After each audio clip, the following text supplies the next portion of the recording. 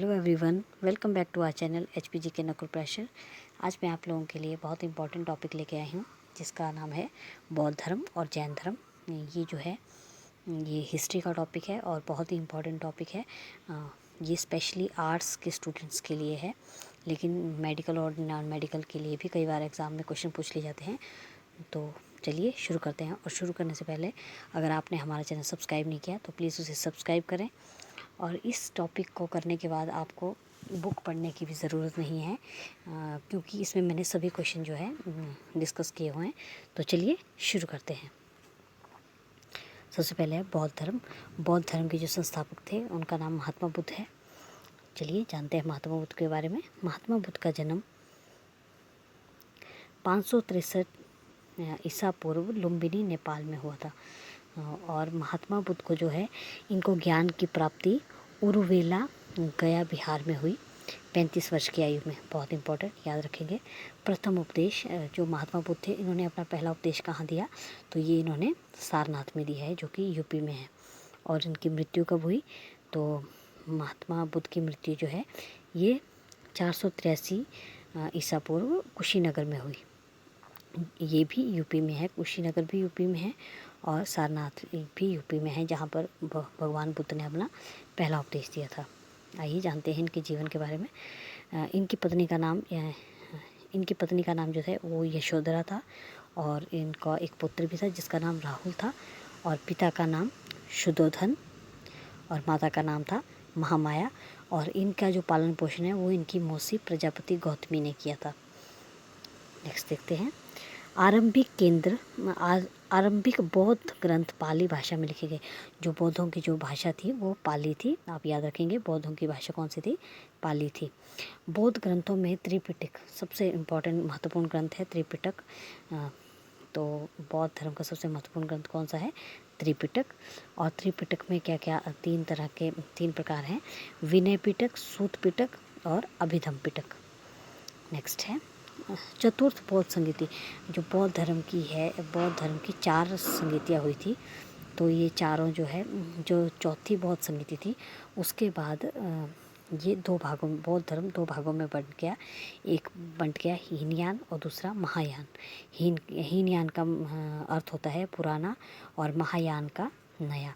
तो आप याद रख सकते हैं महायान, जैसे कि जो को भी जो है आ की मात्रा लगी है, तो महायान नया। तो आप ध्यान रखेंगे। जो चतुर्थ बौद्ध संगीति थी, इसके बाद जो है बौद्ध धर्म 2 भागों में बंट गया, हीनयान और महायान। हीनयान का अर्थ पुराना और महायान नया। महात्मा बुद्ध के जीवन से जुड़े 4 दृश्य जिन्हें देखकर उन्हें वैराग्य की भावना प्रबल हो उठी। भगवान बुद्ध ने ऐसा क्या देखा कि ऐसे कौन से 4 दृश्य देखे जिन्हें देख के कि उन्हें संन्यास लेने का मन हो गया? तो वो था, प्रथम दृश्य था वृद्ध, और द्वितीय दृश्य, दूसरा जो दृश्य था वो था रोगग्रस्त व्यक्ति, और तीसरा जो दृश्य था वो था मृतक व्यक्ति, और जो चौथा था अंतिम, ये था प्रसन्न सन्यासी। तो ये सब देख कर ही जो है महात्मा बुद्ध ने सन्यास की ओर अपना रुख कर दिया। चलिए अब देखते हैं गौतम बुद्ध के जीवन की घटनाएं। गौतम बुद्ध के जीवन की घटनाएं जो थी उनको कुछ एक नाम दिए गए हैं। तो चलिए देखते हैं। महाभिनिषिक्रमण, ये जो था गृह त्याग की घटना थी। महाभिनिषिक्रमण ये मतलब जब उन्होंने सन्यास के लिए घर त्यागा, तो उस समय उस घटना को क्या कहा गया है? उस घटना को कहा गया है महाभिनिषिक्रमण। और ये उन्होंने 29 वर्ष की आयु में उन्होंने गृह त्याग किया था। नेक्स्ट है संबोधि, ज्ञान प्राप्त होने की घटना। जो उनको ज्ञान प्राप्त हुआ था उसे कहा जाता है संबोधि। और इन्हें ज्ञान 35 वर्ष की आयु में वैशाख पूर्णिमा के दिन प्राप्त हुआ था। स्थान था बोध गया बिहार। और इस घटना को कहा जाता है संबोधि। और किस पेड़ के नीचे इनको ज्ञान प्राप्ति हुई थी? वो था पीपल का वृक्ष, जिसको बोधि वृक्ष भी कहते हैं। और जो नेक्स्ट है नंबर 3, धर्म चक्र परिवर्तन।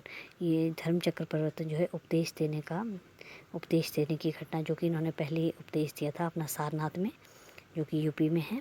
तो उस घटना को धर्म चक्र परिवर्तन कहा जाता है। और जो प्रथम उपदेश इन्होंने आपको पता ही है सारनाथ में दिया है। और लास्ट है महापरिनिर्वाण।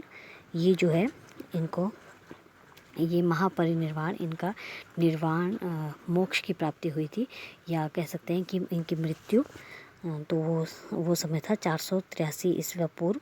और दिन था वैशाख पूर्णिमा। वो दिन भी वैशाख पूर्णिमा था जिस दिन इनको ज्ञान प्राप्ति हुई थी, और जिस दिन इनकी मृत्यु हुई वो भी वैशाख पूर्णिमा का ही दिन था। स्थान था कुशीनगर, और घटना क्या कहलाई, ये कहलाई महापरिनिर्वाण। तो एक बार फिर से देखेंगे। महाभिनिशीक्रमण, गृह त्याग की घटना, संबोधि, ज्ञान प्राप्ति की घटना, और धर्मचक्र परिवर्तन, पहला उपदेश जो कि सारनाथ में दिया था, महापरिनिर्वाण, निर्वाण या मोक्ष की प्राप्ति। आगे देखते हैं। यह है बौद्ध साहित्य के 3 पिटक। बौद्ध साहित्य के जो 3 पिटक हैं वो कौन कौन से हैं? सूत पिटक, विनय पिटक, अभिधम पिटक। सूत पिटक में बुद्ध के धार्मिक विचारों और वचनों का संग्रह है। जो बुद्ध के धार्मिक विचार थे उनका संग्रहण है। और जो विनय पिटक है उसमें बौद्ध दर्शन, जो भी बुद्धिज़्म की फ़िलॉसफी है वो विनय पिटक में है। और अभिधम में बुद्ध के दार्शनिक विचार हैं। जो बुद्ध के दार्शनिक विचार हैं वो अभिधम पिटक में है। नेक्स्ट है बौद्ध संगीतियाँ। बौद्ध धर्म की जो है 4 बौद्ध संगीतियाँ हुई हैं, याद रखेंगे आप। 4 बहुत ही इम्पोर्टेंट बौद्ध संगीतियाँ हुई हैं, और ये एग्ज़ाम में हमेशा पूछा जाता है कि पहली किस स्थान पर हुई, और कौन जो है इसके शासक, उस समय पे शासक कौन था। तो हम यही देखेंगे कि, तो आप याद रखेंगे इसकी एक ट्रिक है रा वे पाको। ये आपकी स्थान की ट्रिक है, रा वे पाको। मतलब कि पहली राजगृह, वे से वैशाली, पा से पाटलिपुत्र, और कु से कुंडलग्राम। और ये कहाँ किस इसके शासक कौन थे इस समय पे? तो जो राजगृह थे उसके शासक थे अजातशत्रु, वैशाली के कालाशोक, पाटलिपुत्र में जब हुई तीसरी बौद्ध संगीति तो उस समय थे अशोक, और जो कुंडलग्राम कश्मीर में हुई उसके थे कनिष्क के शासनकाल में हुई। और आपको मैंने पहले ही बताया कि जो चतुर्थ बौद्ध संगीति थी वो हीनयान और महायान में कब बंट गई। तो चौथी जो बौद्ध संगीति थी उस दौरान जो है ये 2 भागों में बंट गई। तो ये जो हमने पढ़ा ये था बौद्ध धर्म। अब हम पढ़ेंगे